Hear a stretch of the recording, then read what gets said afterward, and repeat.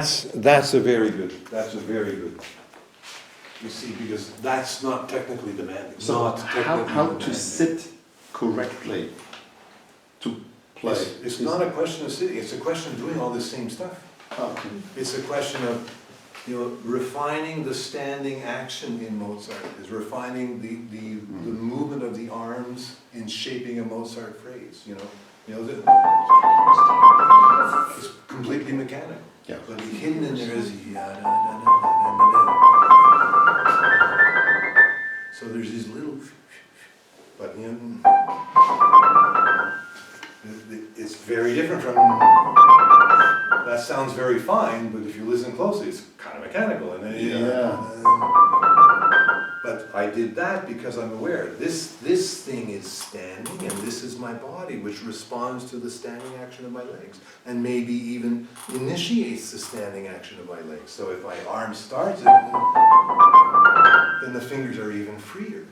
Yeah. So interestingly enough, I was speaking with Kemal, and he had to play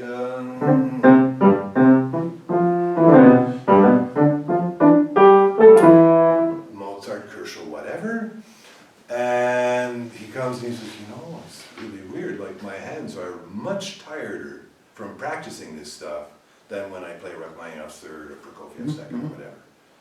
And it's because, why would the hands be more tired? Because of the articulations.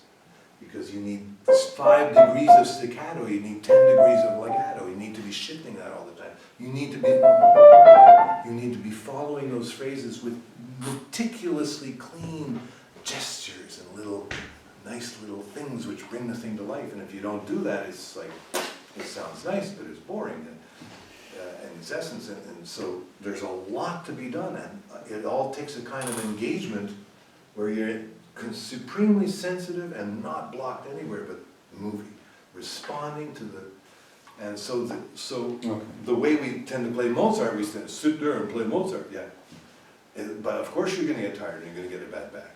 So it means a complete makeover. It means, and you'll have much more to do in Mozart than in Gaspard. We certainly did a few nice little fix-it things, and the thing's going, and you did it very well.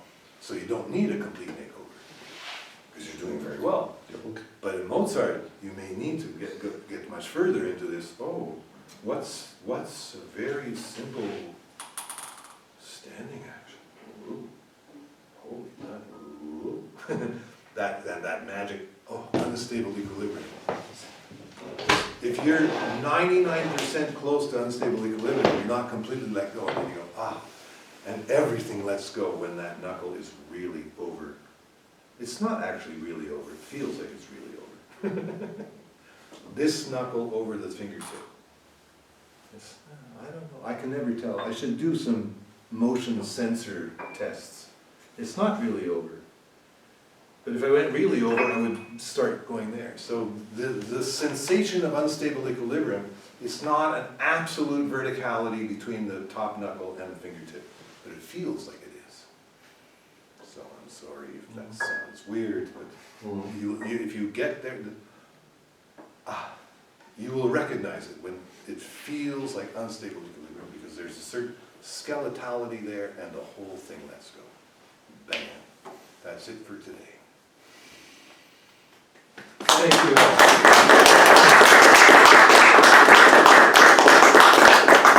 Wonderful day. I'm very, very happy with the day. With the group. Yeah. Thank you all. Great. Thank you. So we're going to do. You're welcome to stay. We're officially done. But we're going to do a little something after a 2-minute water in, water out break, and everybody's welcome to stay and watch. Yeah. So.